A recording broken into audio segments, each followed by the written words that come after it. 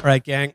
Warm up sesh. Let's get the riff juices flowing. I'm gonna spit 10 interesting animal facts at you, and let's just get our minds just a little mental calisthenics based on our friends in the animal kingdom.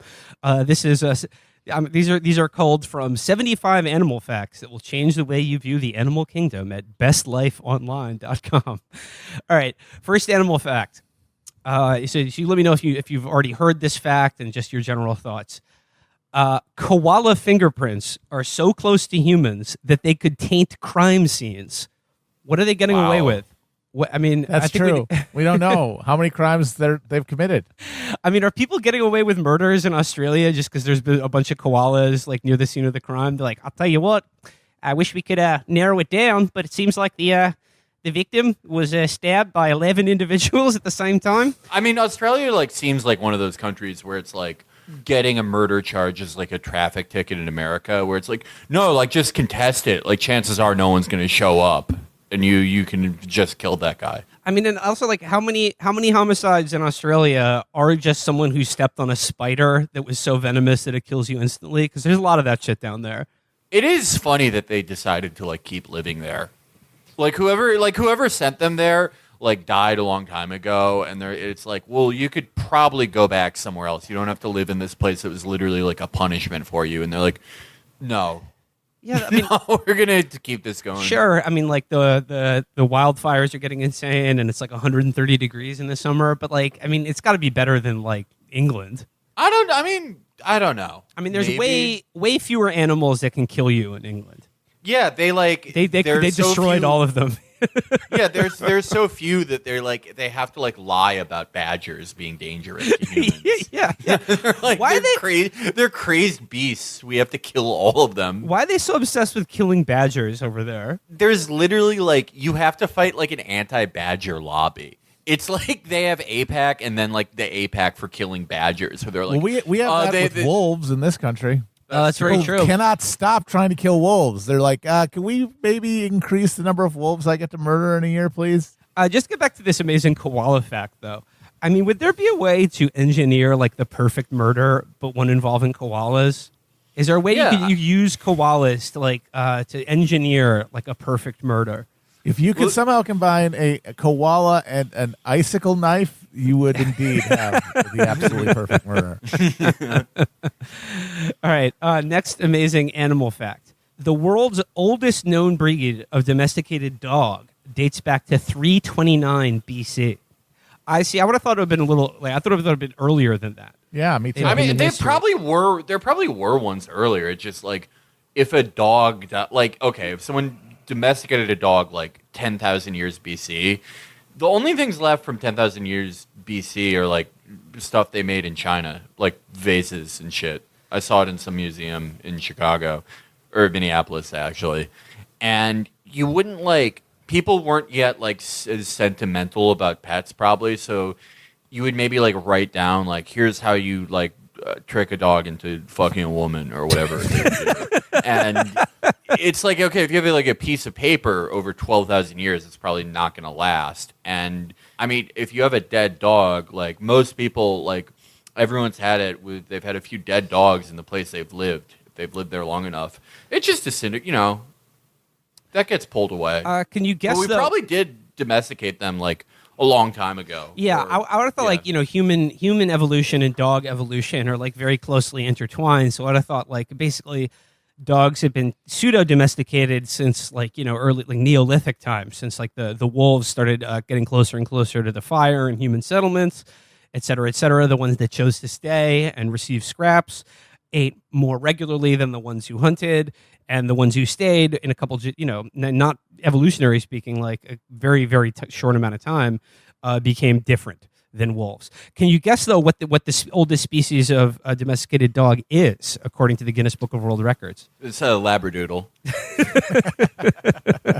the first one. No, it is an Anatolian Shepherd. No, it is actually a dog that I know, Felix, you're a fan of. It is the Saluki. Oh, those are sick.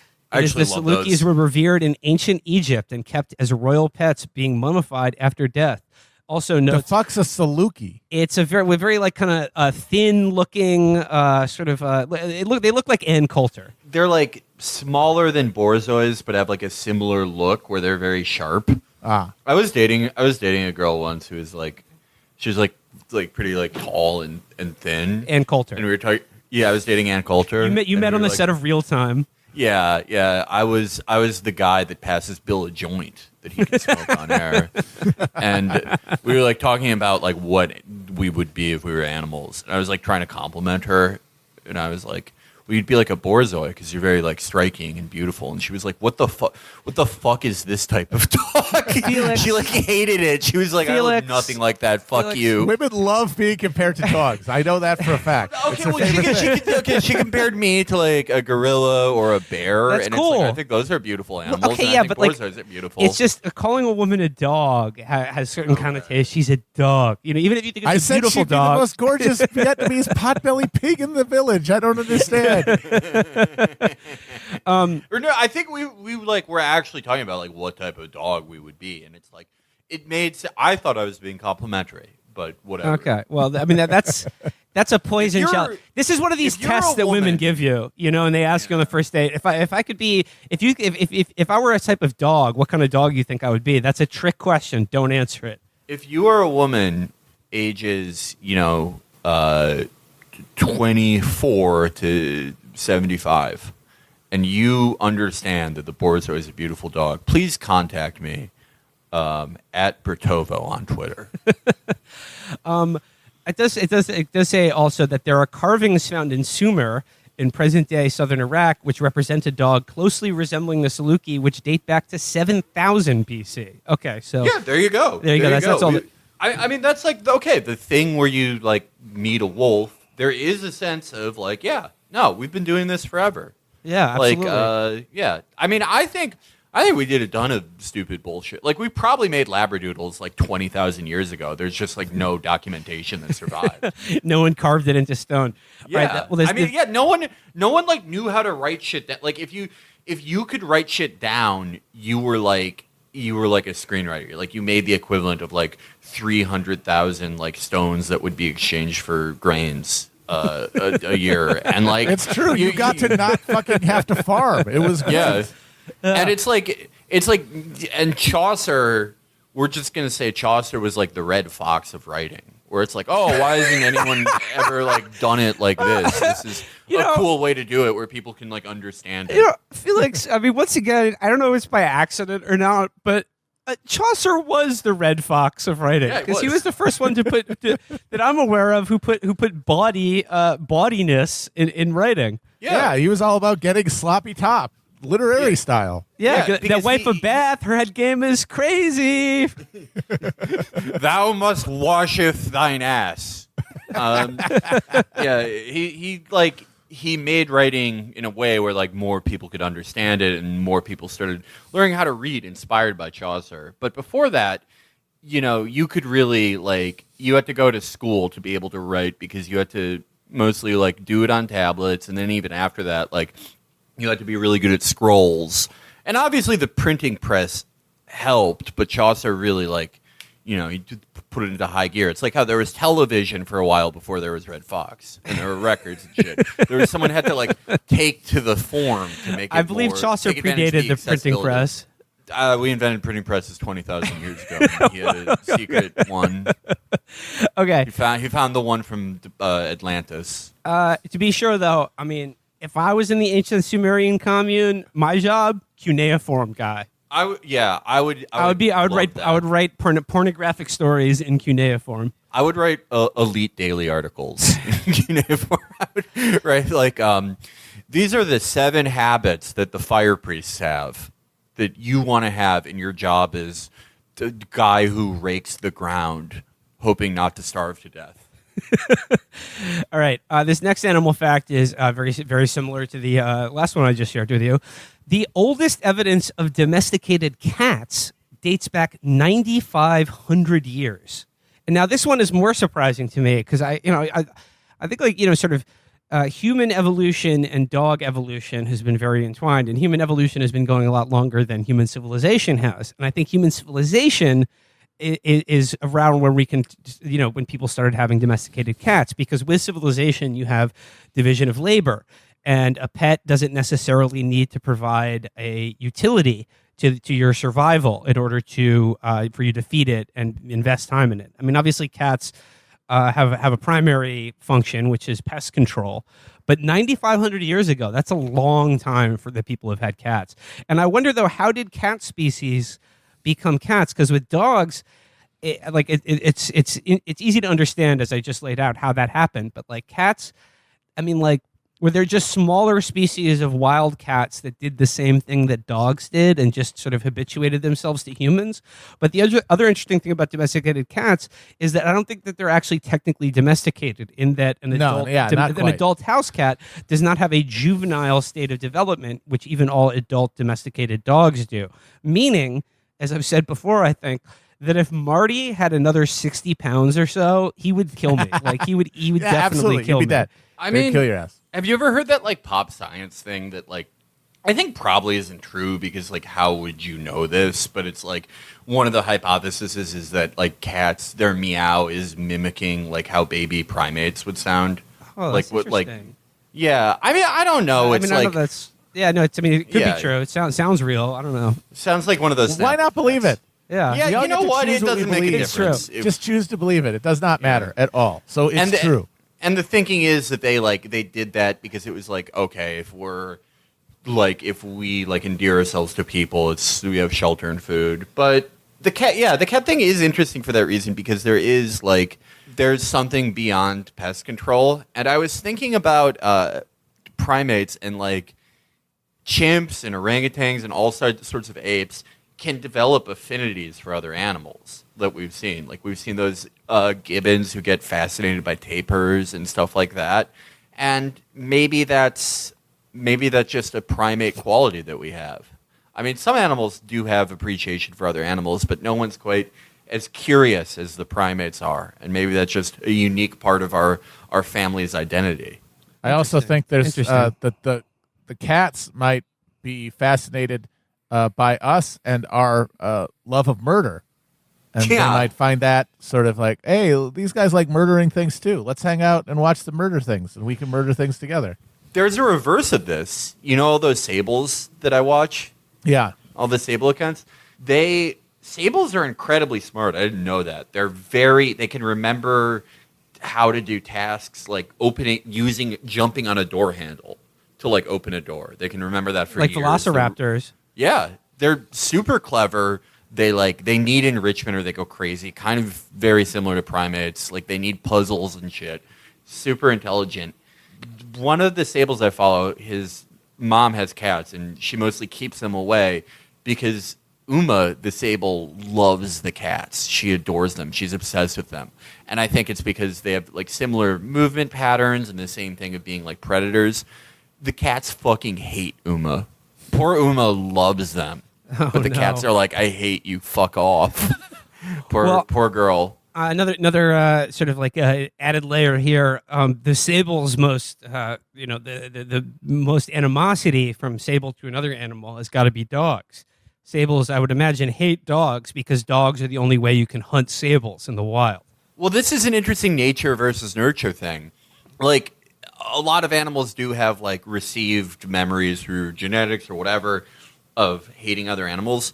But Uma, who lived the first like 2 or 3 months of her life on a fur farm outside of the wild, and then what these people do is they buy sables from fur farms and then plan to release them in the wild, but they can't always go back because they'll lose their fear of people or they have an injury or something, and so they keep them as pets. She also really loves the dogs, and the dogs, like the dog who you'd figure would like freak out at her, like plays really gently with her. It's really amazing. I mean, it does show. I'm always interested in like what depth and what awareness of the world animals have, because we've all had animals communicate with us whether we choose to see it that way or not. And there's with more advanced animals, there's that video I love of the gorilla who's hugging the ranger who's protecting his her habitat from poachers, like seemingly aware of what's going on a little bit.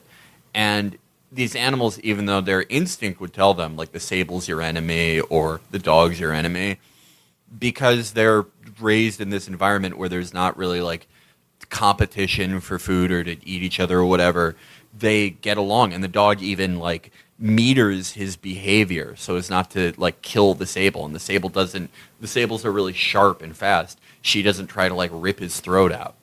And that there's more. My point is that I think animals have more awareness of the realities of their world and their immediate surroundings and kind of who they are than we give them credit for a lot of the time. All right, content warning, traumatic material for Felix here. Content warning for the Werner Herzog documentary Happy People. Oh, yeah, I'm never watching about that. Fur trappers in the Siberian taiga. Yeah, there is a scene where a dog hunts and kills a sable. So avoid that movie, Felix. All right. I love his films, but yeah, no, I'm not watching that. All right, two more. I know too much about him now. Two more quick animal facts, and then let's get into the news of the week.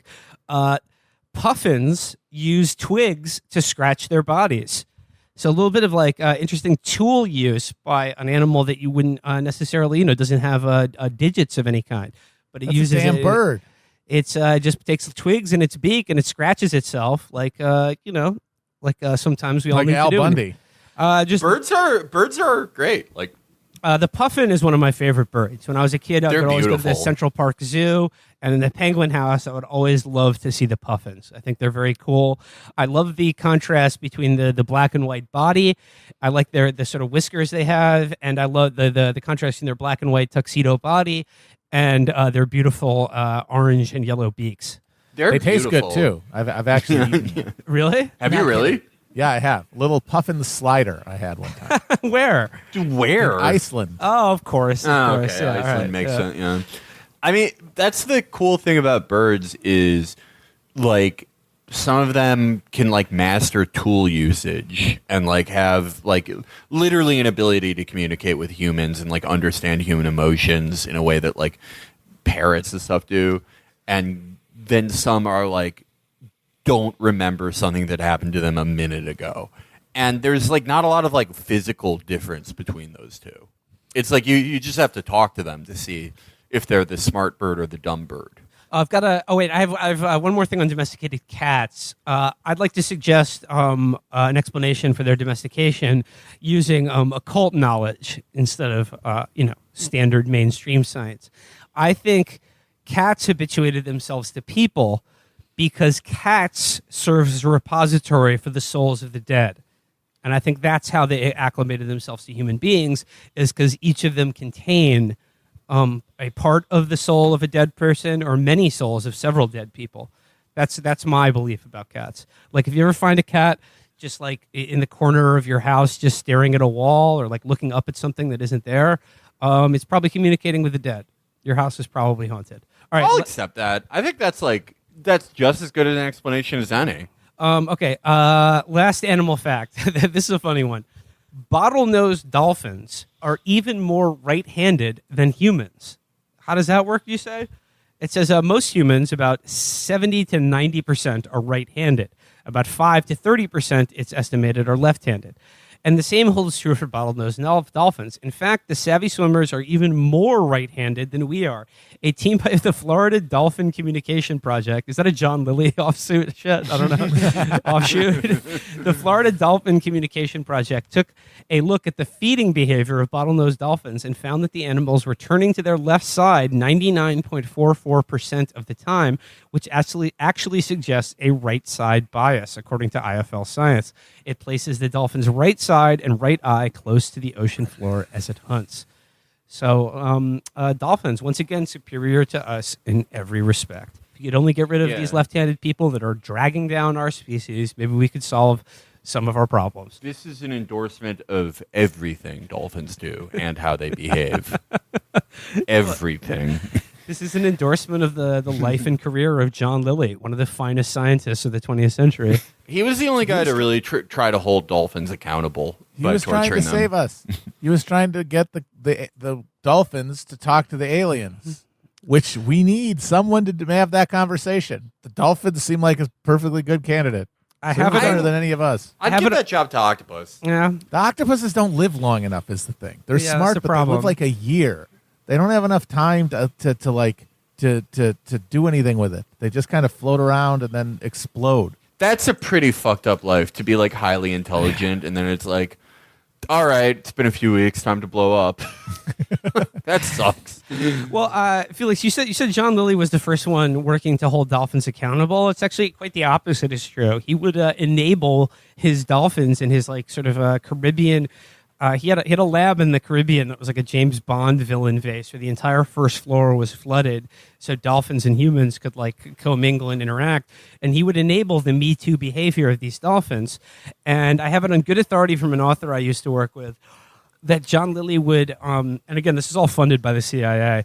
John Lilly would arrange assignations between his dolphins and well-known Hollywood celebrities, actresses. So. All right. I think a hell of a blind item. The reason dolphins need accountability, actually, is not a good guy. I'm reading about octopus lifespans. The longest living one lives 5 years. That's insane. That sucks. But you know what? I mean, sucks. like, everything's a matter of perspective, though. Exactly. Those 5 years feels for an longer octopus. for them, especially since they don't have like the internet. They're just floating around in water. That's not true. Time probably stretches out. That's not true. Sometimes they get in jars. Yeah. They get jarred up. They change their color. They pretend to be a rock. They're loving it. They're having a great time. Yeah. No, they're having a good time, but it's like there's a lot of empty time that they can just fill. So who knows how long that 5 years feels? If you're an octopus. If you're in a dolphin, you can apply for Social Security on your 3rd birthday. Very generous of them, though. All right, so that was 5. I mean, we went long on this one. I thought I was going to do 10, but there's just too much to talk about when it comes to the souls that we share this planet with. The animal kingdom is truly wonderful. Thank God we're getting rid of it. It's really too annoying having all these animals to remember.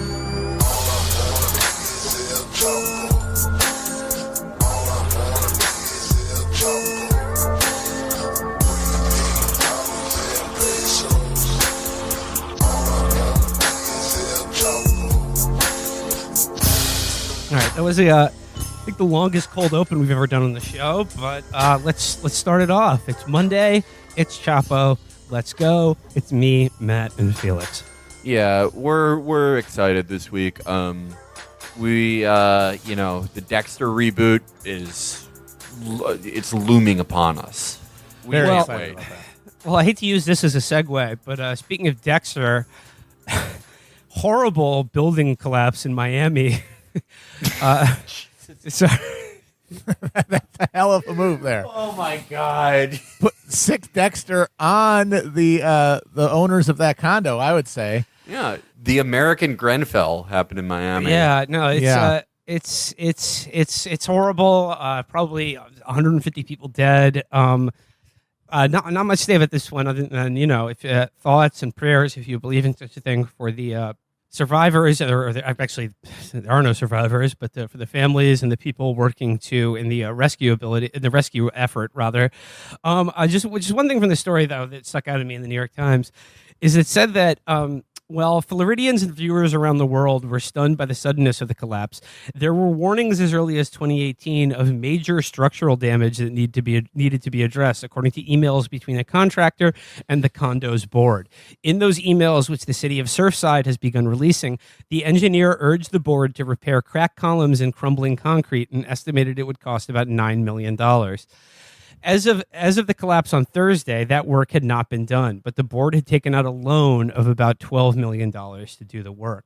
And I'll just say, on this regard, morality aside here, this does seem to be a sort of a microcosm of, the way our economy and country works. Like we've talked about this before, like the morality or the intentional incompetence or malice of the people on the condos who didn't do the work aside, just probably because they wanted to save money or they couldn't make a profit if they did it. The input of individual human actors, you can take it out of the equation, but in all circumstances, if there is a choice to be made between spending money that's necessary to ensure the health, life, and safety of human beings and not doing that and making money, then you know which one is going to win out. And like I said, like this is not a moral condemnation of the people involved, although you can certainly make with that as well if you like. I'm just thinking more around like the sort of algorithmic inputs of the way our society and economy functions make it necessary for things like allowing the cracked foundation of a condo to continue and eventually collapse in the middle of the night and kill probably 150 people. Yeah, there's no other input. I mean, the system literally does not have a pricing mechanism for like human life, for example, and so it doesn't get brought into the equation. And there's no coordinated human organization to push for that. And so it's going to just keep happening. I mean, it's pretty much endemic among all, just on in terms of housing. Everything that's been put up in like the last 30 years are fucking Lego houses. Yeah, they're not meant to last. Yeah, they're not meant to last because it costs money. Like you can sell out a condo by putting it together with like the fucking spun sugar and beetroot that the fucking dozers used in Fraggle Rock, and make more money than if you used durable materials. And that's the only thing that matters. And so that is what you will decide as though you had any choice in the matter to do. And I think that part of the reason everyone's freaking out and our rich people are turning into just these psychopaths is because they're trying to make sense of a world where they're at the top of it, and yet they still don't get to make any choices. Nobody gets to make any decisions. The decisions are all made by the algorithm, and then we just live with them. And our culture is organized around justifying the results of them. Like it's a fucking volcano god, and we have to explain why it's okay that it like burned down a village. Yeah, and I think we're going to see a lot of this happen over the rest of our lifetimes. Because, I mean, a city like Miami that had like a huge construction boom in the 80s. Still is. They have a huge construction boom going on right now. Yeah, and I mean, the one in the 80s, a lot of that was like cocaine money laundering. A lot of it was related just to the rise of the more credit-based economy of the 80s that we have now. And like it sort of coincides with, you know, how we always talk about like the futility of being the mayor of a large American city. Yeah. Because it's like on autopilot. You just have to keep making these shitty buildings so like there's some sort of economic function. It doesn't really matter if they're bad or are going to collapse in 40 years or not, or even collapse in 10 years. It's just how it's going to keep going. And I think, unfortunately, with this constantly happening, I think there's a real possibility we have to look at that. You know, it'll be like how people talk about how Sandy Hook was a definitive moment for gun control. It'll just be like another thing that people accept about American life. Yeah, I mean, and look, when I say like morality aside, I don't mean to exonerate the people who own this condo, this condominium and corporation in South Florida, because real estate developers in South Florida. I mean, come on, you can read into that quite a lot, but. I mean, the other thing I'll say is, like, in terms of short-term thinking and, like, in part of all of this, how insane is it that anyone is building anything in Miami right now other than a fucking giant... No one's thinking about this. I mean, they're building, like huge fucking, like, skyscraper, like, glittering, gigantic residential towers right on the fucking beach in Miami right now. And forget sea level rise, just the rising water table is literally eating the foundations of these buildings like fucking termites. They're already all of them are having their essential integrity being breached by the fact that the water is just everywhere. The salt water and the salt air is everywhere, and the construction materials are cheaper than they've ever been and more slapdash. Yeah, I mean, like to that end, I guess like just wrap this up by saying like. It's just in every respect, like in every whether it's buildings or politics or like just anything in our culture, we seem sort of categorically unable to ever make the choice to spend a lot of money now to save even more money 10 or 20 years down the line. It is always about quarter by quarter Are you turning an ever increasing rate of profit? Are you continuing to make money? There's no. I mean, imagine. Think about what it's going to cost them in like civil or criminal action for not spending that $9 million to fix this fucking condo. Well, there's always in capitalism that maximalist drive towards the short term that defines it. But it's always usually it's balanced by the fact that these institutions are being operated by humans and in the context of a human's social structure, and it is those human institutions and that human investment in them that militates against that and says, hey, maybe we pull some aside for a rainy day. Maybe we address this thing even though it's not profitable in the near term. But that element truly is a luxury that we sort of got used to. But once you reach a point of like a crisis of profitability, which has been going on in capitalism for the last 40 years and has only gotten worse in the last 20, you can't afford it. Yeah. If you're in these machines, which are not accountable to any like democratic intervention, because all of those mechanisms have rotted away. The only way to keep the lights on is to think in the most short-term way possible, and so there unless you actually change the algorithm, and that will require human intervention.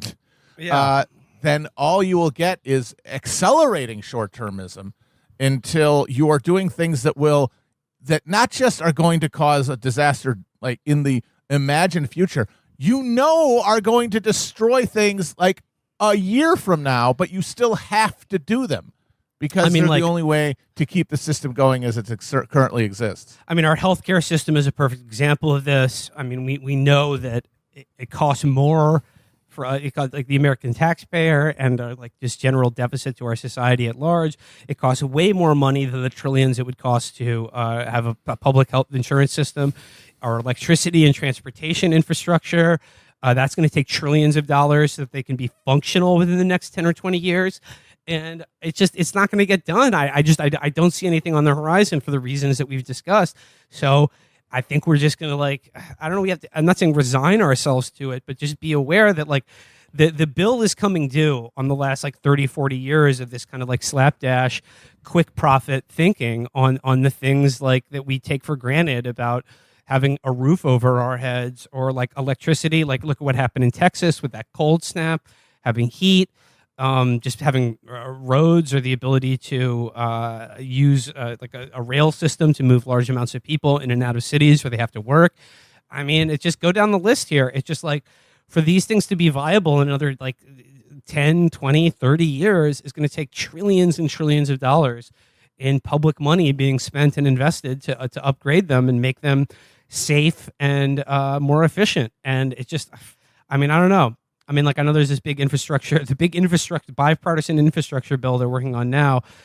I hope it will do something to ameliorate the coming bridge, tunnel, and building collapses that are seem to be populating our future. Yeah, and I have felt the desire, but mostly had to resist the urge to make fun of the struggles of California and Texas too much, despite them being like maybe my two least favorite states. Because this stuff is going to happen to all of us everywhere in America. It's coming for all of us. Even the lucky Minnesotans, it's going to happen to you in some form. Well, I mean, like God, the fucking Pacific Northwest has 115-degree temperatures for the first time ever. Like that it's there now, but it's going to be somewhere else in the next month and somewhere else next summer. I mean, it is just going to be rolling and compacting catastrophes. It's 108 degrees in Spokane today. Yowza. Normal. Yowza.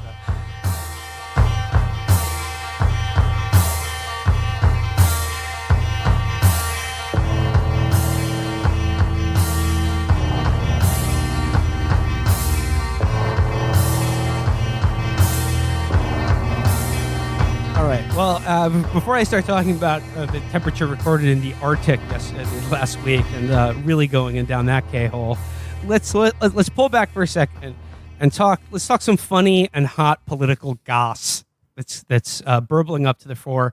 So it's been it's been about 6 months now. So like all the books about the last days of like the downfall bunker era of the Trump administration have been written, and they're all coming out and they're being excerpted in various outlets. So I want to dig into two of them today.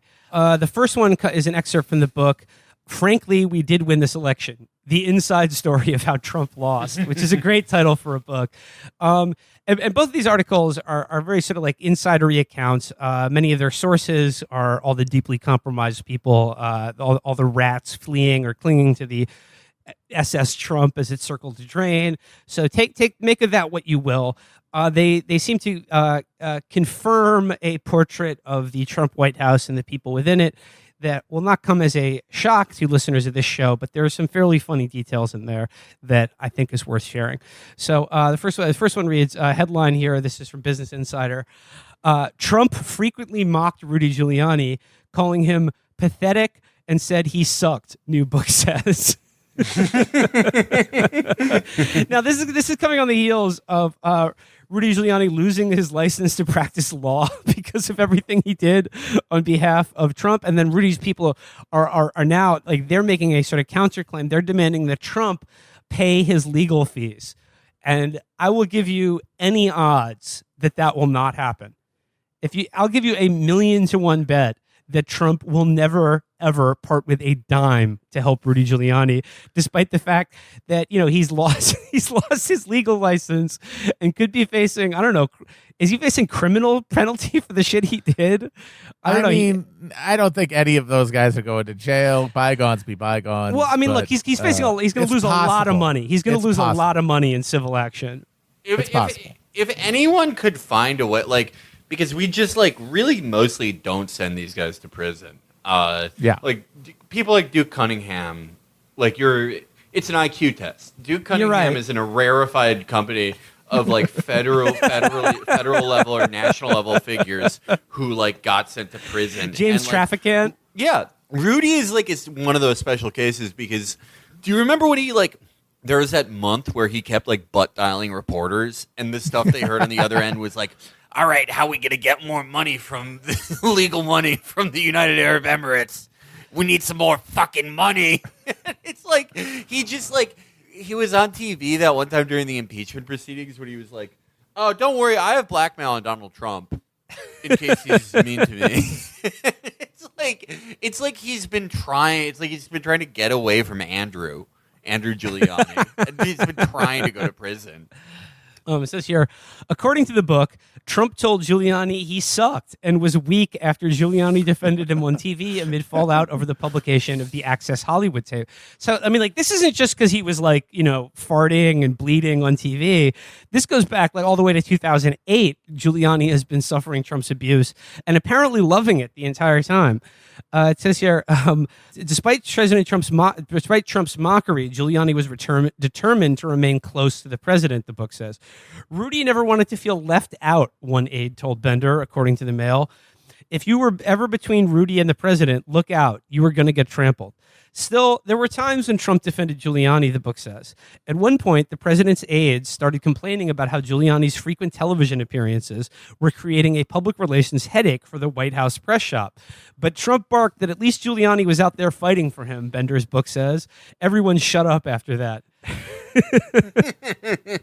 See, that's all he needs. You just need one of those, and it makes up for 1,000,000 owns. That's the beauty of an abusive relationship. You just need to be nice once or twice, and then they'll be with you just as you're just wrecking their shit the rest of the time. Giuliani was fighting for him, in the way that Edward Norton, fought for somebody when he was kicking his own ass in The Office and Fight Club. I am Jack's smirking revenge.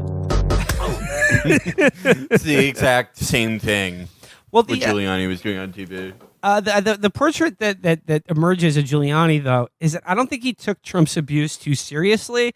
And I think Giuliani's whole mindset is that as long as Trump is abusing me and insulting me and degrading me, then I'm in his inner circle and I have his attention, which is the most important currency that these people are really after. So that dealing with his abuse is just that's your ticket to the big dance.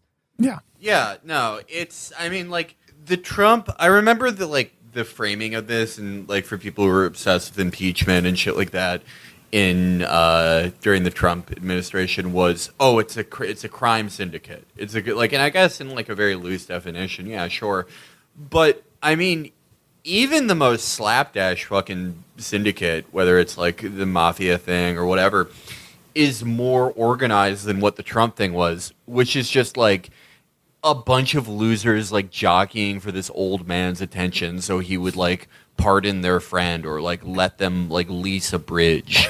There was no like organized process to it. It was just like who can wave their hands in front of him the longest. I mean, that portrait will emerge in the second excerpt I'm going to get to. But just real quickly to finish this one up, it says, on Thursday, a New York court suspended Giuliani from practicing law in the state after finding uncontroverted evidence that he communicated demonstrably false and misleading statements to courts, lawmakers, and the public at large about the 2020 election results. Nonpartisan election experts and cybersecurity professionals found that contrary to Giuliani's and Trump's claims of malfeasance, the 2020 election was the safest and most secure in U.S. history. The former New York mayor appeared on the conservative network Newsmax hours after the ruling came down and said he was not very happy about the suspension. All I can say is, America is not America any longer, Giuliani added. We do not live in a free state. We live in a state that is controlled by the Democrat Party. And, you know, I'm sure he was upset about his home and office getting raided by the feds. But I find this, and I think we've mentioned this before, but I find this all just a delicious irony here, and that this is happening to Giuliani, the guy who made his bones using the federal RICO acts to fucking demolish the New York City, the five families, the Italian mafia in New York City. Queens, Brooklyn, Manhattan, Staten Island, the Bronx. And that's a fist. Where it's like, you'd think that this guy would know better than anyone that it doesn't take much, but if you get pushed to that other side of the line of which you're like no longer wanted, or you become a problem for the federal government, they can do whatever they fucking want to you with the legal system, and it's designed that way. So, Rudy, if you're just finding out we don't live in a free country now, welcome to the fucking party. It'll be okay, though, because his horse-mouthed son is going to be governor of the state, and he's going to pardon him. The Andrew Giuliani campaign bears close watching. I would like to get press credentials for his run for governor. We should do that. I have never year. seen anyone move their mouth that widely to speak. It's like he's like, remember when Michael Winslow, the wacky talking guy from Police Academy, would pretend to be Bruce Lee, being having a voiceover and like he'd move his mouth really big. That's how Andrew Giuliani always talks. He always sounds like he is doing a joke about being dumb. As you may have heard recently, a few minutes ago, my father's law license was suspended by the New York State First Appellate Division of the Supreme Court. Now, the 5 judges that ruled on it, all 5 of them are Democrats, 3 of which were appointed by Andrew Cuomo. 5-0, ultimately. Democrats with 0 Republicans on there. Again, this is just unbelievable to see just how politicized all of this has become. You're right. It's like a dubbed movie, but like the words and his mouth movements sync up, which make it even stranger and more uncanny. Very weird. I just want to put a carrot in his mouth every time I see him talk. Give him a nice salt lick and some fresh hay. He's gonna pardon his dad. He's gonna appoint his dad governor, and then he's gonna step down. Some have. You know what? I think that's like all these guys' strategies now. Is that they do like as much flagrantly unethical and illegal shit that they can while they're in power, and then if they lose it or they're like the wolves are baying at the door, then they're just like, oh, I'm gonna get my fail son into office and he's gonna pardon me. He's gonna call off the dogs. It's a mirror of the design of the American city where you just have to keep building shitty buildings forever. Yeah. As long as we keep having sons and like we can do this forever. I do like Andrew because he's like I mean, with Don Jr., just like there's too much like noticeable sadness in his soul when he tries to like do the dumb shit his dad does. But Andrew is like easily has like the same type of stupidity that Rudy has. And there's this like Labrador like vacancy in him whenever you see him doing anything, doing any campaign shit. You're right. Like he's got some, I don't know, he's got some oomph to him that Don Jr. doesn't have. You're right. Like Don Jr. when he imitates his dad, there's a profound melancholy there that you can't escape. Yeah, because you can see the need. You can see that he's trying to get this approval from his dad. He never will. Whereas with Andrew, gosh darn it, he's just having a good time out there. Look at him out there. And you know what? Like I'm just speculating here, but like we all know the story about how when Trump slapped Don Jr. in the face for not wearing a suit to the Yankee game. But you know what? Yeah. When Andrew Giuliani does a campaign announcement and he's like, the Democrats in this state are waging war against my father, and I will stand to protect him. I think like when he gets home, like Rudy Giuliani puts a very sweaty hand on his back and goes, "You did good, son. I love you." Yeah. Yeah. No, they have like. I think they like do activities together. They like go to horrible cigar lounges. Oh God, like, yeah. Wander around dog tracks, like whatever you would imagine those guys would do. It's like go to rug stores just to haggle and not buy anything. Yeah, I'm just imagining Andrew, he's a loyal, dutiful son that he is, will often take it upon himself to mop down his dad's flop sweat. Just sort of dab his brow with an extra absorbent bounty or something. I would say the difference between like Don Jr. and Andrew Giuliani is that like if Don Jr. knows nothing else, it's that he's not his father. Whereas Andrew, it's very possible he does not know that. Well, he doesn't look anything like his dad. It's quite odd. He looks like absolutely nothing like his father. He looks like Jake Busey. Yeah. Who needs a knife in a nuke fight anyway? Yeah, like Rudy is very like sort of. He's always looked like the gravity is really taking its toll on his face. It's like very Salvador Dali. Like everything's melting down. Andrew's like a very ruddy, perky set of clay. This is Salvador Dali. That is what Rudy's face is like. It's like the persistence of memory. Yeah, the persistence of embarrassment. That's yeah, and Andrew is just like he has one of those like, the big like Irish heads. He's got totally, a big Irish potato head. Yeah, yeah. I guess it's from the mom's side. It's got to be. But yeah, I've never seen a father and son look less alike than those two. Other than nothing of course, alike. Ronan Farrow and Woody Allen. Yeah. But there's an explanation for that.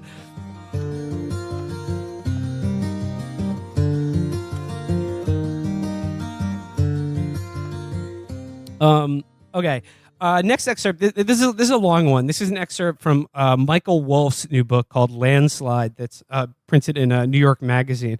Now, Michael Wolff, I don't know if you guys remember him. He's this very like kind of smarmy, fish-faced. that guy for the Fire and Fury book. God damn it. Yes. Yeah, long time Jesus. like New York. Well, before that, he was like a notorious like just New York media like Remora. The type of guy Donald Trump would call all the time. Yeah, no, absolutely. I'm just having a flashback to when that book was like a huge deal, and now it's like, oh yeah, remember that book? And like fuck, it's just the speed of everything just hit me like god damn. What was that book about? Was that about the Obama administration? Or? No, that was about Trump. the first 6 months of the Trump administration. Okay, it was all just like leaks of people talking about how like he farted during a meeting or something and blamed it on the Joint Chiefs of Staff.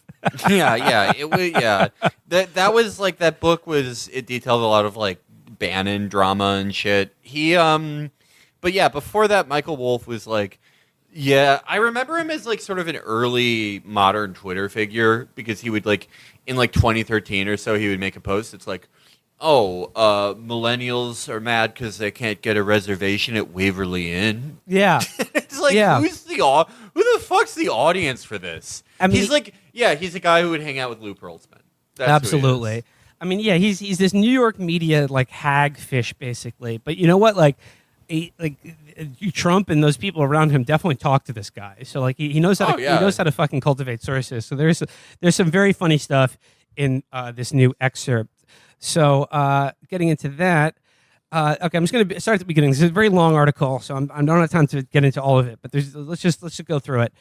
Seems like quite a few crazies, said the president. A little more than 3 weeks before rioters and revelers stormed the Capitol on January 6, several thousand Trump fans and fanatics gathered in Washington, D.C. There were the Proud Boys in elaborate dress, ZZ Top beards, and tie-dyed kilts.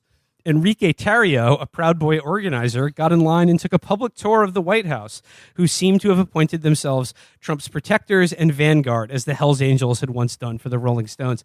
Tarrio, he is the guy who was like a Fed, right? Yes. He was the Fed informant who was like arrested on an unrelated charge like the day before the Capitol riot took place. So they were just like, oh, now that you've instigated this whole thing, let's just sort of pluck you out of this pot and put you elsewhere. So when it goes down, you'll be free from legal ramification. So I did like that he took it upon himself to take a guided tour of the White House, though. That's nice. I mean, that's what you do when you're in D.C. It's a fun tourist thing to do. Have either of you guys ever done a tour of the White House? No, never. Matt? I've done the Senate and House, but not the White House. Just the basement where they keep the kids. Okay. All right, going on here. It says, it's like let's make a deal, said Trump the next day to a caller, referencing the long-running game show from the 1960s. This is the day after the riot. Many of his references never left this psychic era, one which audience members dressed up in foolish costumes to get the attention of the host.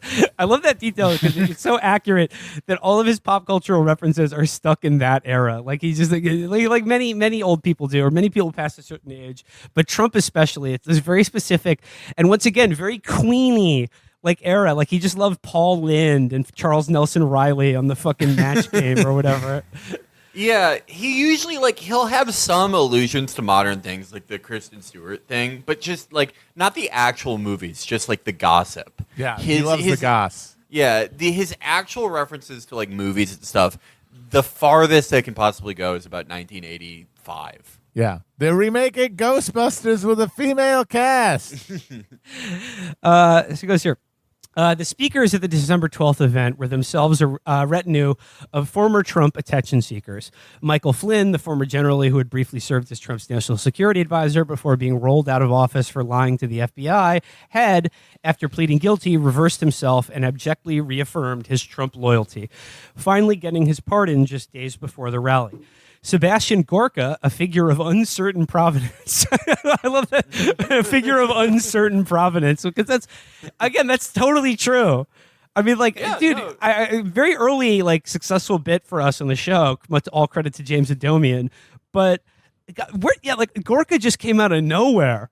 I never it's just one day he's just this bellowing guy who's just talking about the alpha males are back in charge now. yeah. He came out of the ether, and it's if anyone, I think that one of us would have recognized him, but no, we had never seen this guy before. No, and my fucking my mind palace is the library is just filled with fucking obscure media figures that I find funny or repellent. I think they filled out a lot of the spots in that early administration from subreddits. That's so the only. You might not have heard of some of these people before that. How would they have thought to get him? I don't know. Where would you have seen him? I mean, did he work swag, on the campaign? That's for sure. I don't know. Yeah, but, he was. I think he was one of those national security advisors or something. Yeah, that's it. So, I mean, I don't know if you guys remember this, but basically everybody who in the 60s would have cut out a classified ad in Soldier of Fortune and tried to fly to Rhodesia ended up in the White House. No, that's exactly it. Yeah. Do you remember how his doctor was just a pillhead that he knew? He's dead. He died, by the way. R.I.P. to a legend. No, a different guy, Ronnie Jackson. Oh, that was the. Yeah, but he wasn't just his doctor. He was a army doctor. Yeah, no, he had like a it's pretty like he had a whole position. career, and then like as soon as Trump showed up, he's like, yeah, he actually he weighs 125 pounds. Oh yeah, no, he has 8% body fat. His official, you pointed this out, Matt, under 90. The official body weight on like the Navy physician who has to do this officially for the president, the weight he was given on the physical that was released to the public, I think you pointed this out, Matt, was like 5 pounds shy. It was like height it was like 1 or 2. It was as high as it could be without technically being obese. Yeah, according to BMI. And then he got rewarded. They wanted to make him Surgeon General, and then he immediately got busted for like driving his car into the side of the White House and tried to just like offering interns pills.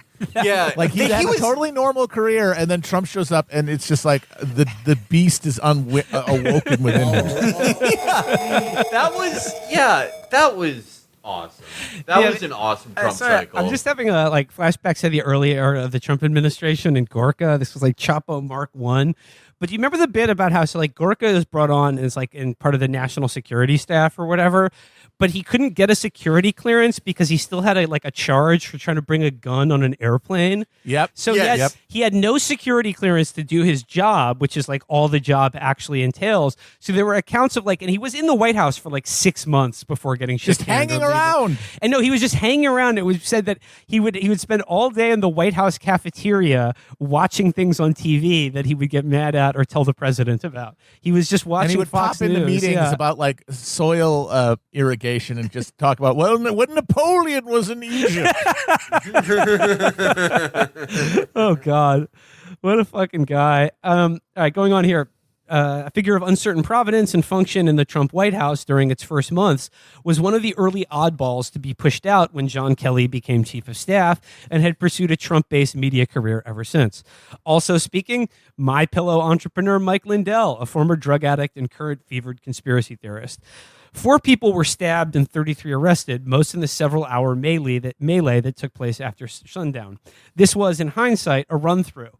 But it was also a pretty good insight into Trump's relationship to his army of supporters. The president often expressed puzzlement over who these people were with their low-rent trailer camp bearing and their, quote, get-ups, once joking that he should have invested in a chain of tattoo parlors and shaking his head about the great unwashed. I mean, this confirms much of our observations about Trump is that nobody hates MAGA people more than Trump himself. Yeah, I mean, he kisses their ass and he plays to them because he knows that's his sweet spot. But Trump wants to look out over a sea at one of his huge rallies with 50,000 people, and he wants to see them all in evening fine dining evening attire, and he wants to see a crowd that's mostly made up of CEOs, celebrities, athletes, people of that caliber. Not the guys dressing in the tri-corner hats and looking goofy. It continues here. The fan base had always been peculiar to him. For most politicians, vox populi is a pretty remote concept, one brought home only with polling, press, and elections. Trump's regular and during some periods nearly constant performances at stadium rallies gave him a greater direct route and connection to his base than any politician in the modern television age. It was adulation on par with that of a pop star, a massive pop star. Quote, the only man without a guitar who can fill a stadium, he is likely to say about himself, and in another of his 1960s stuck references. Stars that's not true at all. Kevin Hart could do that. Yeah, Kevin Hart did MSG. Yeah. Probably sort of charismatic mega pastors and like Tony Robbins, Joel Osteen, people like that, motivational speaker guys. And also a lot of musicians today, they don't even play guitars. That's true. the rap style musicians. Yeah, they're not as cool as Freddie Mercury, who played an instrument. By dawn on January 6th, the crowd of the great unwashed was building, with the various organizers of the various events, each pulling in larger than expected numbers. From the perspective of the White House, the protest was still just background noise, a tailgate party before the main event. Vice President Mike Pence counting, and they hoped rejecting, the electors representing the final tally of the November vote that would begin at 1 p.m. The remaining group of aides around the president that morning in the White House was down to Mark Meadows, the chief of staff, Eric Hirschman, one of Trump's on-call lawyers, and Dan Scavino, his social media alter ego, with Jason Miller, Justin Clark, Alex Cannon, and Tim Murtaugh, the last employees from the campaign, either working from home or, in the case of Clark, heading to the Republican National Committee. All of them had woken with something close to the same thought. How is it going to play when the vice president fails to make the move the president is counting on him to make? And make no mistake, each fully understood Mike Pence was not going to make that move. Just as relevant, none of the 7 men had precisely told the president this. They, along with almost everyone else in the White House, as well as those who had slipped out, just wanted this to be over. Did these guys, again, morality aside, from their perspective, is it just not worth it to explain this to Trump? Is that it's just not worth the hassle? We're talking about short-term thinking. What keeps you in the room? Right? But what the problem of next week can be solved next week. You don't want to cause problems for yourself now by telling him something he doesn't want to hear. Yeah, but next week, these guys would be out of a job. Was this just to stay in the room for another 48 hours? Yeah. Yes. That's it. Psycho. We're staring down the barrel of apocalyptic destruction that is obviously the result of what we keep doing, but we keep doing it because there's no alternative. Because it's the only thing that we know, and it's the only comfort we have. And for these guys, being in the room with Trump is the only thing that matters. And making the effort to say something that's going to get you kicked out of there, because what's the benefit of that? It's like you're going to be out of a job anyway. Wouldn't you want to go down with the ship and be a loyal soldier? Yeah, if you go down as a loyal soldier, there's some life after you or after this where you can, maybe get a show on Newsmax or OAN. There's enough payoff after that. If you go against it, it's how many fucking guys have made a big show about going against it? The last one is this guy Miles Taylor, Miles from Sonic, Miles T. Prowler, who it's you can only have so many Evan McMullins, right? Yeah. There's only so much. I mean, that was a lucrative thing at the start, but it's talk about media oversaturation. The principled guys who went up against Trump, there's probably more guaranteed payoff for going down as a loyal soldier, right? And even if you're not thinking that far ahead, you're thinking of what's happening to you in that very moment, and in that very moment, you don't want to get yelled at. You don't want to get called a loser. And I think that a lot of the time, I think grifter is one of those very overused words, which just now just means someone you don't like. Yeah. Because I think these guys kind of do have a carnival barker thing about them, but a lot of them do actually believe in this stuff and do believe in Trump. And there's some part of them that's okay, this is fuck now, but he's definitely going to win next time for some reason. So I have to keep on his good side. All right, there's a great detail in this next paragraph. This was not an uncommon feeling in the final days of the Trump presidency. There was the world within shouting distance of the Oval Office, privy to the president's monologues, his catalog of resentments, agitation, desires, long-held notions, stray information, and sudden inspirations with little practical relationship to the workings of government. And then there was the more normal world beyond that. Early in Trump's presidency, aides noted that a second-floor office where the likes of Stephen Miller and Kellyanne Conway worked meant a degree of exclusion, but also protection. Trump would never climb the stairs, and by the end of his term, he never had. What an amazing physical specimen. The smart ones, Kellyanne Conway and Stephen Miller, not at all coincidentally, the two people who lasted the entire 4 years of Trump's White House, which is had a turnover rate higher than fucking, I don't know, substitute teacher or whatever. They were protected from his whims by a staircase because he literally couldn't yell. They couldn't hear him if he was yelling, and that he would not. Okay, here's a good question. Remember there's that thing where Trump had trouble walking down that ramp on the campaign trail and everyone made fun of him? When's the last time you think Trump walked up a flight of stairs? Just one floor, from the first floor to the second floor of a building. It's been decades, I would imagine. I would you would say take the elevator every time. I would say maybe like 2004. Interesting. Yeah, I can't see him doing it after that. But I think that was the last year where it's like, okay, I think I can take this one on. And then it's like every year that you don't do it, it becomes more difficult to the point where you're just like, all right, I'm done with that part of my life. I mean, stairs were a big part of my childhood. They're not a big part. They're not a big part of my adult life. You know, when one grows up, one must put away childish things, including Like stairs. Yeah. You know, we've speculated before that Trump is going to live like another 20, 30 years probably. He's probably going to croak at like 101 or something. But I think like the only thing that could, you know, fuck that up is a staircase. Like I think like all of the sort of the HP that he channels to keep his life going will be negated. They'll get buffed by a single staircase, and then he'll just collapse dead immediately. Yeah, I mean, everyone made fun of that thing where he was like, the human body has a finite amount of energy and it's bad for you to work out. But it's like, that's true for him. I think at this point, that's definitely true. And I think like, how much does he move around a day? He probably like, if you put like a Fitbit on him or something, you'd record what, like 40 steps? Maybe. Oh my God. I feel like they should get Trump a Fitbit that just counts steps overall. Like it doesn't reset at the end of the day. And he has realistically 10,000 steps left in his life. And it's like a countdown clock to when he's going to die. So that's 10,000 over 40 years for sure. Yeah. Like he's going to find a way to go under budget on that. But if he averages 6 or 8 a day, then he's fine. He's fine. Yeah.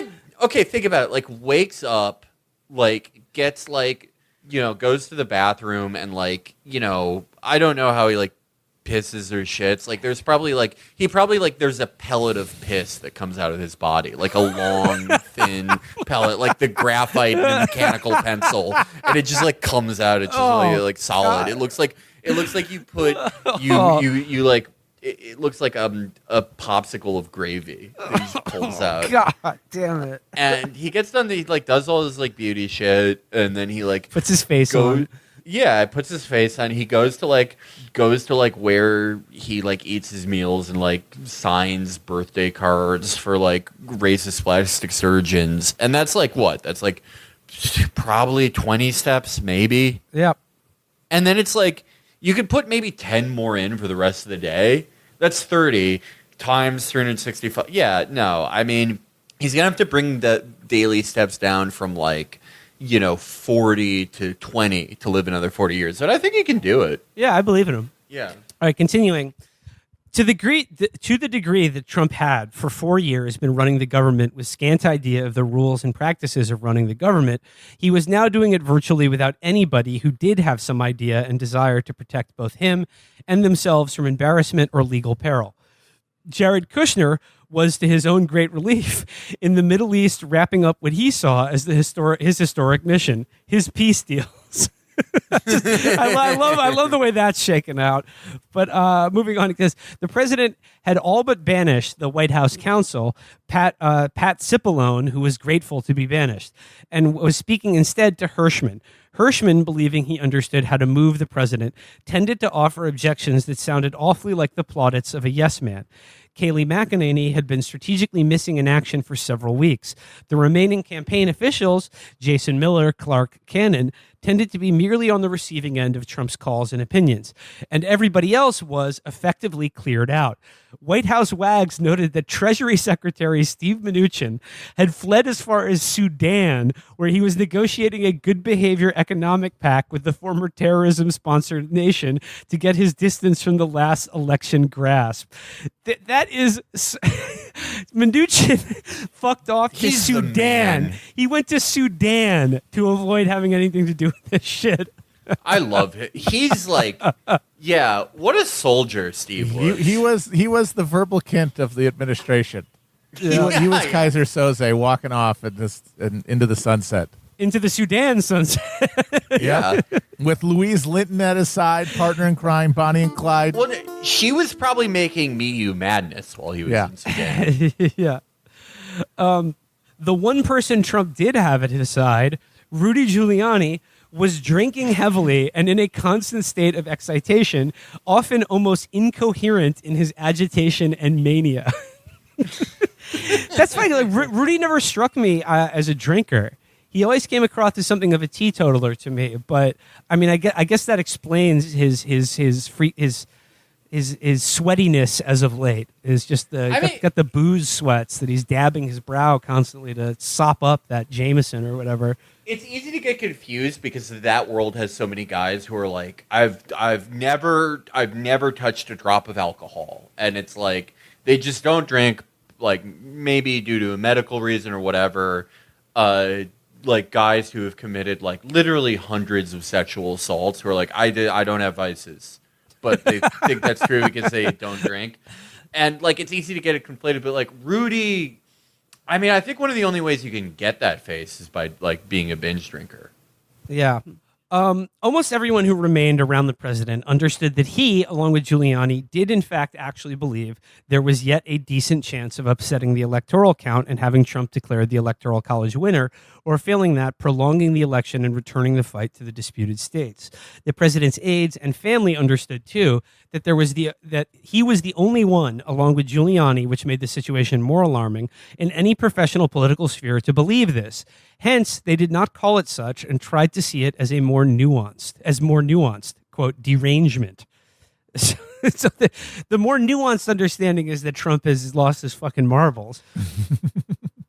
There had been hardly a waking hour in the past 48 during which he and Giuliani had not been on the phone in pent-up nervousness and excitement over the coming battle in Congress on January 6th. They were two generals poring over a map of the battlefield. Both men egged on by hypotheticals ever nearer to fantasy, and after exhausting all other options, had come to take it as an article of faith that the vice president could simply reject Biden electors in favor of Trump ones and thereby hand the election to Trump, or falling short of that, the vice president could determine that a state legislature ought to give further consideration to possible discrepancies in the state's vote and send it back to the question electors for a reconsideration of their certification. There's no question, none at all, that the VP can do this. That's a fact. The Constitution gives him the authority not to certify. It goes back to the state legislature, said Giuliani, as though on a loop. He kept repeating this to the president and to the others who were part of a continual conversation on the cell phone. Yes. Here's the thing. Hold on a second. Hey, let me get back to you. The president, in his own loop, kept similarly repeating this back to Giuliani, and they both similarly repeated this to everyone else with such an insistent determination that it overrode any opportunity to disagree with them or even engage in conversation. Throughout, they continued to weigh the odds that the vice president would come along, sometimes 50-50, sometimes as much as 60-40, and even somewhat more. At the grimmest, 30-70, but always a solid shot. Now, this goes back to the thing we were talking about earlier about like why these people, even though knowing full well that there was no chance that he was going to, pull this off, continued to flatter him just to be in the room with him for another 2 minutes. This question about Pence, and they're all doing odds for themselves on if he's going to come through or not. I understand the president and the vice president, like in any administration, are not that close, and they don't spend that much time together. But is there any reason Trump couldn't have just asked Mike Pence what he was planning to do on January 6th so that it didn't come as a surprise to him? And I think the answer to that, I mean, maybe there's other reasons or you could speculate about, but I think the answer for that is that he knew full well himself that there was no chance of this. And the true believers around him knew in the back of their mind the exact same thing. And they just didn't want... They avoided actually asking the one person they were laying odds on his behavior because, I mean, he's the vice president. It's like his job to respond to questions from the president about what he will or won't do. They just didn't seek to confirm it because they wanted to keep this fantasy going for themselves. And I mean, like, it could also be like you don't want Pence to like testify that you personally asked that or whatever. But like, I mean, I think with this whole thing, like I do like, as trashy as it is, I do like these accounts because the Hitler comparisons are so overwrought and stupid for so many reasons. But like, this is so downfall. But if Hitler was like, okay, like after all the fantasy is dispelled, like you go kill yourself. I'm going to go back to Florida. You kill yourself. Bye. Like, just without the self-sacrifice of Hitler. Like, all right. I guess it's done. I guess we lost. I'm gonna go. Make 40 steps a day for the next 40 years of my life, and you're in trouble. Hey, I tried my best. Tough shit. Like, it is great. Yeah, he just left everyone to do all this shit. And like when he goes, like when he's telling Giuliani, "I'll get back to you," what do you think he was getting back to? Like, what do you think was cutting in between the call? Like, either like just some bullshit, like, "Hey, like I gave $250,000 to your inauguration, or PAC supporting you. Can you like send a postcard to my 170-year-old aunt?" Yeah, sure. Or like just literally probably just scrolling. There's a lot in this article. It goes through like basically an hour-by-hour account of what was going on in the White House on January 6th. But I'm just going to jump ahead now to this part. This is after like this is as shit was going down in the Capitol and like in real time, and they were all wondering what to do. It says here, the debate about putting the president out there to say something calming, continued for as much as an hour. There were three views: that he must, as fast as possible, say something. It was getting serious, though no one yet was seeing this as the defining moment of his presidency. His own view was that he should say nothing. It was not his fault or responsibility, and he certainly didn't want to give a speech that might imply it was. And lastly, that anything he said, instead of helping to address the problem, might well make matters much worse, as it did when he was forced to make a speech condemning the racist protesters in Charlottesville. Aides put in front of the president two suggested tweets written in Trump's voice, which they hoped he might accept. The first one reads, "Bad apples like Antifa or other crazed leftists infiltrated today's peaceful protest over the fraudulent vote count. Violence is never acceptable. MAGA supporters embrace our police and the rule of law and should leave the Capitol now." Second tweet that was suggested: "The fake news media who encouraged this summer's violent and radical riots are now trying to blame peaceful and innocent MAGA protesters for violent actions. This isn't who we are. Our people should head home and let the criminals suffer the consequences." Trump either rejected them or ignored them. Other than Dan Scavino, Trump didn't like anyone else writing his tweets. I mean, I'm surprised he even let Scavino do it. I mean, the man's a true poster. And I got to say, once again, phrase for the day, morality aside, Trump's instincts about not doing anything were, from his perspective, the correct one. I mean, it got him this far. No, yeah, his instincts usually pretty dead on. Well, because like what these people are bred to think is cover your ass. You have to say something so that you will not be remembered poorly in history. But that's just nerd shit. That's just another way for the fucking hall monitors to spook you. If you really don't, the only way to truly be free and to operate as a political wild card and to benefit from it the way Trump did is if you just do not give a shit what they have to say. And the second you start caring is the second that you're broken, which is why a guy like Ted Cruz will never fill the shoes. I mean, remember when he was in he fled the cold snap in Texas to go to fucking Mexico, and then as soon as they found him, he just came back immediately and said that he was just going there to drop his family off. I was escorting my daughters there, like I'm fucking Liam Neeson in Taken or something, and I was gonna come back anyway.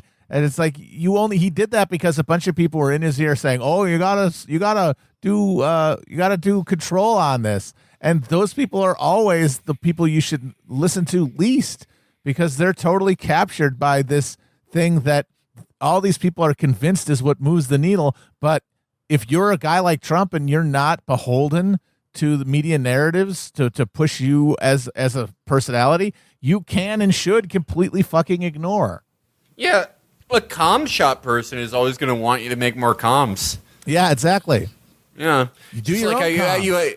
You don't need these people. Just how, if you ask a building developer how to run a city, guess what he's going to say? Yeah. All right, I'm skipping ahead to the end of the article here because it contains a lovely and charming portrait of the home life of my good friend Jason Miller. So let's just dive into here. It says, Jason Miller, at home in Arlington, was lying stupefied in bed with his wife, watching video loops of the day over and over again and hoping there was a plan. I mean, that's nice. That's nice, isn't it? Just lying in bed with your wife that you love so much. I mean, good for him. I would never cheat on her, do anything to make her feel bad. Like that's in the past. He's a better man now. He's learned a lot, and like I said, he's grown. And I wish him all the best in the future. Yeah, no. Many culinary treats. But no one called. At 9 p.m., he got out of bed, opened his laptop, and started to write a statement. A statement, the considered language of politics, the true Mandarin's language, was an indication of ongoing business. This meant doing what Trump had refused for the past 64 days to do, acknowledge that Joe Biden would inevitably be the next president. There was not going to be an abject or contrite Trump or even a formally defeated one. It was necessary to skip over the fairness of the election and to skip over the Trump-told narrative. The election, in his mind, would remain stolen, forever stolen. This statement could certainly not be the official belated concession, at least not to Trump, but it had to establish acceptance, a fait accompli, and put Trump's stamp on the new, if disagreeable, reality. Miller was trying to get the headline, the cry and roll, the message from Trump that something had changed. Orderly transition. Not exactly the torch passing and hardly a round of applause for democracy in action. That was as far as the president could be moved. He called Kushner and read him the draft.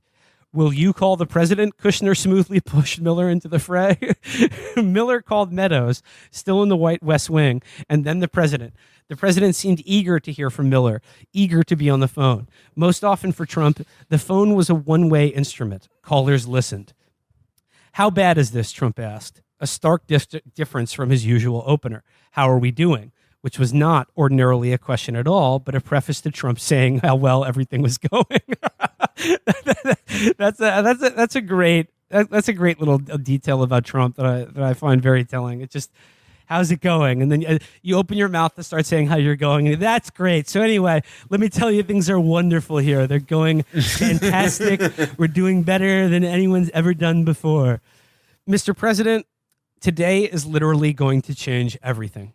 This looks terrible. This is really bad. Who are these people? These aren't our people. These idiots with these outfits, they look like Democrats. Hold on. Our great first lady is here. And Trump switching to speakerphone.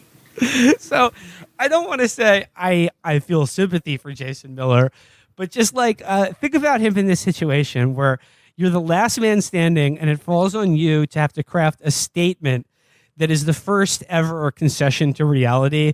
And you're calling Trump about it. And he's like, hold on, I've got a great first lady on the line. Could you just, I'm putting you on speaker right now. Melania wants to say something to you. She says here, Jason, said the great first lady with a sharp note, the media is trying to go and say, this is who we are. We don't support this. That's what we have to make clear, said Miller, relieved that the president and the first lady were seeing the protesters as bad guys rather than good guys and not a mix of the two. Pushing through, Miller told the president and first lady that he had just gotten off the phone with Kushner and Meadows and that they had a proposal for later that evening if Biden reached an electoral majority. He went into reading the statement draft. The president suggested peaceful transition instead of orderly. Miller said that called attention to the fact that it wasn't peaceful now and might not be peaceful. Orderly, Miller did not say, suggested not just an absence of disruption, but that all the aspects of government would pass as they should to a new administration. Peaceful put it in someone else's hand. Orderly meant cooperation, too. The Trump White House would cooperate with the incoming Biden White House. It wasn't just the protesters who needed to stop. Trump needed to extend himself, too. After all, it wasn't just that the recount effort and the election challenge behind the protests, but Trump's personal intransigence. Trump seemed to appreciate this now, to walk back even. The media thinks I'm not going to leave, said the president. Do they really think that? That's crazy. It's crazy. How did so many people get this idea? And it's just, and this is all hinging, all of it, on this idea that Mike Pence would just come through and just be like, yes, the Constitution gives me the authority to make Donald Trump president. And he had been saying, I mean, they don't, I don't know. I mean, maybe he wasn't saying it, but like literally everyone who supported him in the media was saying exactly that. Yeah. Hey, and maybe he would have. And then that would have been great. And then he didn't. Hey, what are you going to do? Yeah. I'll be at Mar-a-Lago if you need me. Jumping ahead here, it says, this is over, Miller thought. This is the end of the road. I'm just going to refrain from commenting further on the end of Jason Miller's road. Of all the news outlets, only Fox had never gotten back to him. Even Fox, Miller accepted, was truly over Trump. Scavino could not use only his personal Twitter account to finally, at 3:49 a.m., get out the president's statement. I forgot that they got out Trump's tweet at 4 a.m. Yeah, that was awesome. That fucking rules. They're like, it's sort of like, if you're up late, it's like 4 or 5 o'clock in the morning on Twitter, time zones aside, you're like, can I get away with this retweet? It's pretty spicy. And then you're like, yeah, no one's up. Who cares? So it goes here. If this was an attempted putsch, it had not only failed, but shown its leader to be almost a random participant in it, without method or strategy. Disorder had always been his element, and now it was his followers too. But he was not so much with them as alone in his own rebellion and desires, a bubble of grievance that somehow floated apart from the actual events, even events that were meant to make real the president's own delusions. So that's the end there, and I like the bit at the end where he says, if this was a putsch, it had failed, but it was a putsch in which the president was just sort of an observer and not a participant. And that's not, again, I think that may be soft selling Trump's role in this to a certain degree, but it does just, he said all this shit on TV, believing Christ knows what, and then watch the outcome of it on TV like everyone else did, seemingly as baffled as everyone else was as to what was going on or why it was happening. That was how he governed for 4 years, so it makes sense that that's how he would have treated that moment. That was his whole thing of being president, was just watching himself be president. So why would he ever change that? He never grasped the idea that he was supposed to actually be doing anything, because he's never done anything. His entire career before that was just, you go into a room and you shake a guy's hand and you say you're very excited, and then that's it. Something happens elsewhere. Like, you don't actually do anything. Like, people are behind your back using your brand to launder money, but you're not actually involved in any of that. Yeah, so I thought both of those are fairly telling recountings of the downfall bunker last days of the Trump administration, which, once again, does comport to all of our previous observations about his conduct vis-a-vis the January 6th riot. So, I don't know. Any final thoughts on this? We went long today. Too many interesting animal facts to discuss. I can't wait for him to come back. Yeah, no. It'll be really fun when he runs again. And I don't see who would beat him for the nomination. Well, the thing they're talking about now is that the Republicans win the midterms. Like, weren't they saying that they could make him Speaker of the House? They could. He would never do that. That's an actual job. Yeah, that is like a little too much for him. Like, all the actual governing happens in the legislative branch now. And there is obviously a lot of governing going on in the executive branch, but the president doesn't really have to have anything to do with it, as we now are pretty fucking painfully aware. But, like, Speaker of the House is one of those jobs where you've got to actually go to meetings and actually make deals and preside over votes. It's all, and then you're still not the main person. You're still not the person who's on TV all the time. And so I can't imagine him wanting to do it. The thing that he did enjoy about being president was that, like, you can just issue an executive order that's like kind of bullshit. That's like, we're calling today Heroes Day or something. Like, he loved doing that. And if you're Speaker of the House, you have to, like, pass a bill, like, honoring Paul Lind. And that's too much work. There's no handsome hamburger quarterback parties. No. At the Speaker of the House. It's just not for him. That's just not his type of thing. No. That's one of those things for people who, like, are under the delusion that, like, Trumpism is, like, a real appreciable, like, political program and not just the guy. Yeah. Like this idea, like, Josh Hallway is going to take up the mantle of, like, national conservatism. And it's like, no, that's, like, not anything. That's not, like, no one in America, like, no one's actually going to do that. No one actually, like, is fully articulating that. And also, like, no, they're into this one guy very much. Yeah, and if the Republicans take power again, they're going to do what they've done, and it'll be worse than what they did before, but that's just because times are shittier. Yeah. It's just going to be the eternal ratchet of history. It's not going to be because they're following Trump's like ideological model, because that doesn't exist. Yeah, no, that is, all politics now are it's cargo cults, but like especially Trumpism. Oh my God. Yeah. Like this guy in 2015 is like, what if everyone could go to the doctor? Like in between 500 things about individual cable news shows. And they're like, that's it. That's it. Oh, he invented national conservatism. That's what we're doing. And then like governs pretty much fucking identically to Marco Rubio.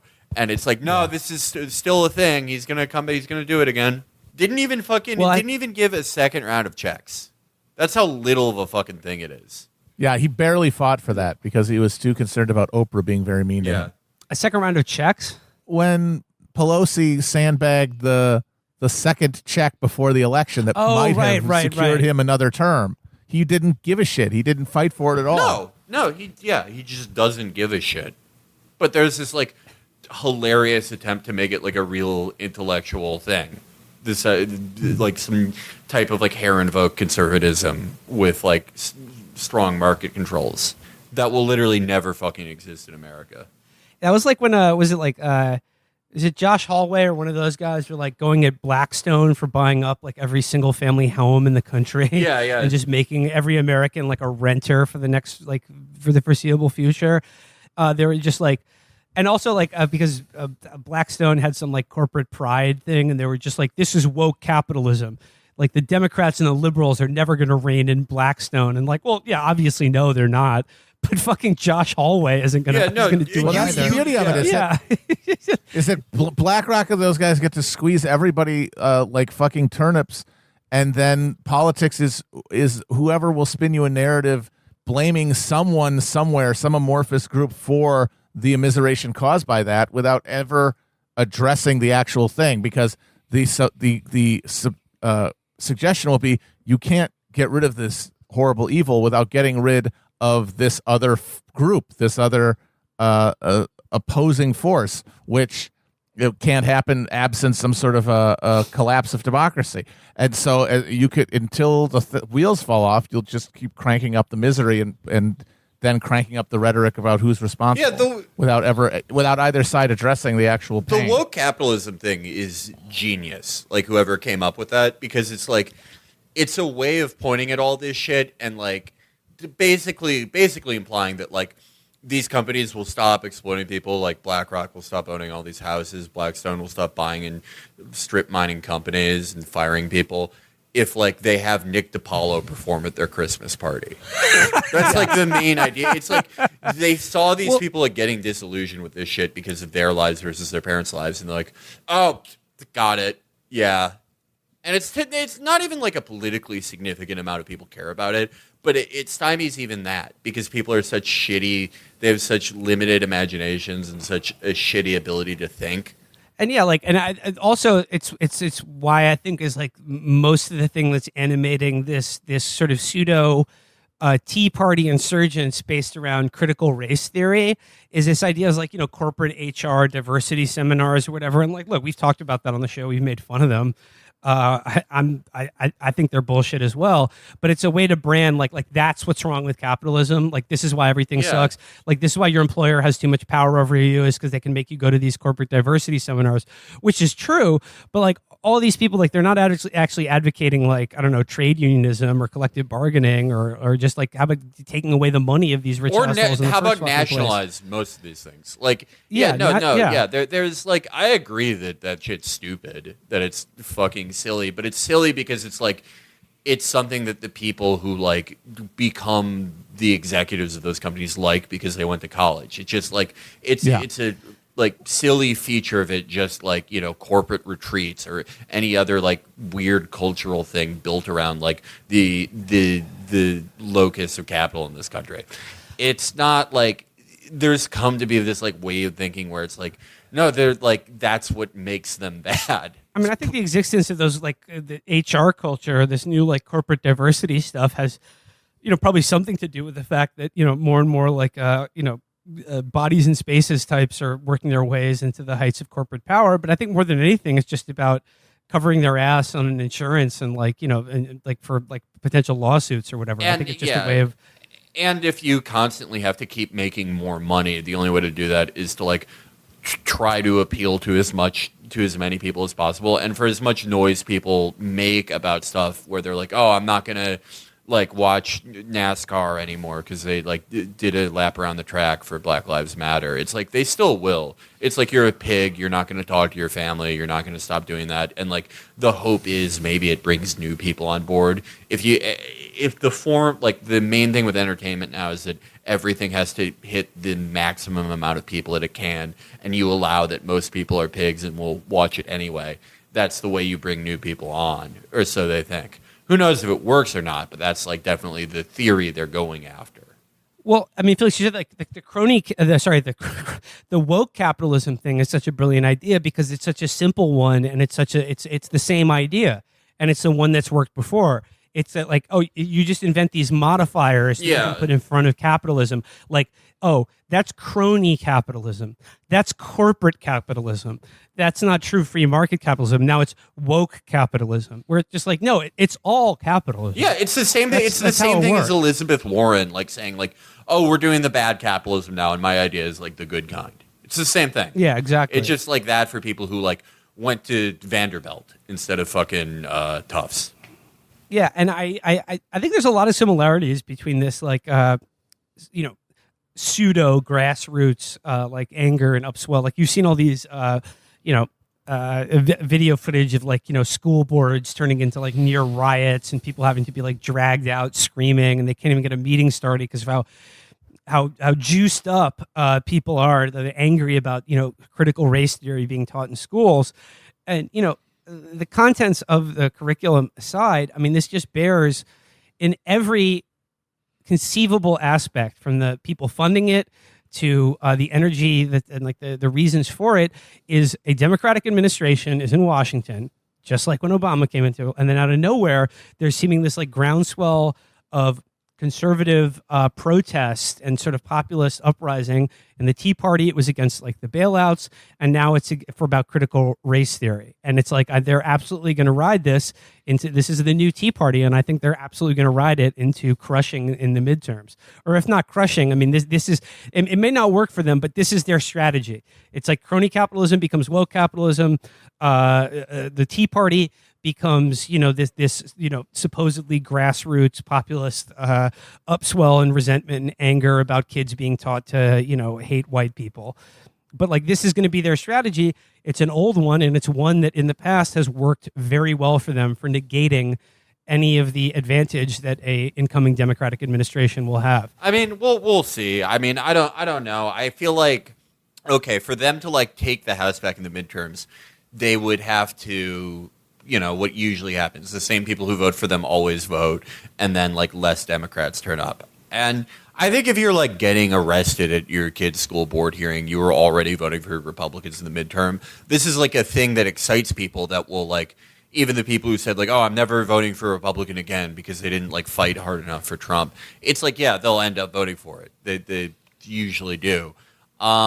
Remains to be seen if Democrats can juice the turnout midterms. They've definitely got their work cut out for them with the voter suppression laws. I'd imagine they might have a little trouble because the selling point with Biden is sort of antithetical to getting people to turn out. The selling point with Biden, the thing that people like about him, is that they don't have to think about this shit. And voting in a midterm election definitely puts you in the category of someone thinking about shit.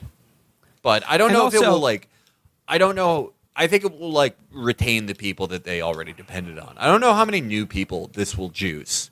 I think this is a great thing for the base. I don't think it has massive crossover appeal.